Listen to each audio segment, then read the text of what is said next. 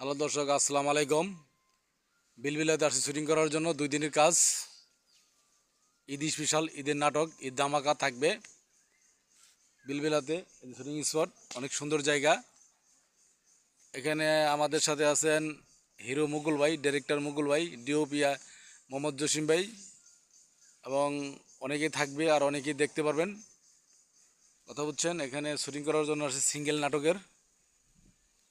হ্যাঁ, জায়গাটা অনেক সুন্দর, অনেক পরিবেশটা ভালো, অনেক ভালো লাগবে। আপনারা আমাদের সাথে থাকবেন, লাইক দিবেন, পেজে ফলো দিবেন এবং YouTube channel my one TV দেখবেন।